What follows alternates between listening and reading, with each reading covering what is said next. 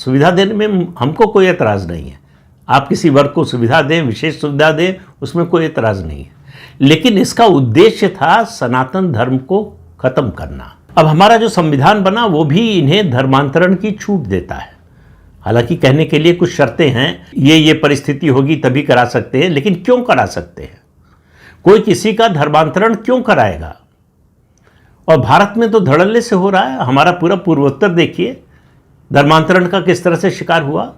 आज हिंदू वहाँ माइनॉरिटी में है ज़्यादातर प्रदेशों में, और बहुत जल्दी ही जिस तरह का अभियान चल रहा है तो आपको पंजाब पहला शिकार मिलेगा जो ईसाई बहुल प्रदेश बन जाएगा। अब अल्पसंख्यक का दर्जा दे दिया इनको, संवैधानिक सुरक्षा दे दी, तो इनको छूट दी गई कि ये अपने मजहब की शिक्षा दे सकते हैं। मजहब की शिक्षा दे सकते हैं तो सभी को ये छूट होनी चाहिए।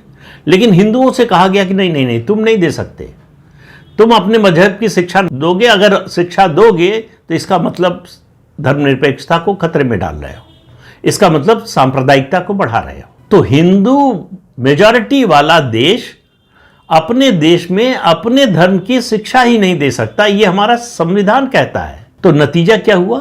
माइनॉरिटी के नाम पर इनके शिक्षण संस्थानों को सरकारी मदद मिलने लगी, सरकारी सहायता मिलने लगी। हमारे आपके टैक्स के पैसे से इनके शिक्षण संस्थान चलने लगे, और हिंदुओं पर रोक लग गई कि अपने धर्म की शिक्षा देने का काम आप नहीं कर सकते। और इनमें से ज़्यादातर में जो संवैधानिक व्यवस्था है आरक्षण की भी सुविधा नहीं दी जाती जिन वर्गों को आरक्षण मिलता है। भारत देश की पहचान, मूल पहचान सनातन संस्कृति है। तो धर्मनिरपेक्षता के नाम पर अल्पसंख्यक आयोग बन गया, अल्पसंख्यक मंत्रालय बन गया, वक्फ एक्ट आ गया, और उसके बाद सबसे बड़ा जुल्म ये हुआ कि एक कानून बना 1991 में जिसका नाम है प्लेसेस ऑफ वर्शिप एक्ट। वो क्या करता है? सिर्फ एक धर्म के मानने वाले, हिंदू धर्म के मानने वालों को कहता है कि तुम अपने प्राचीन मंदिरों को फिर से हासिल करने के लिए अदालत में भी नहीं जा सकते हैं।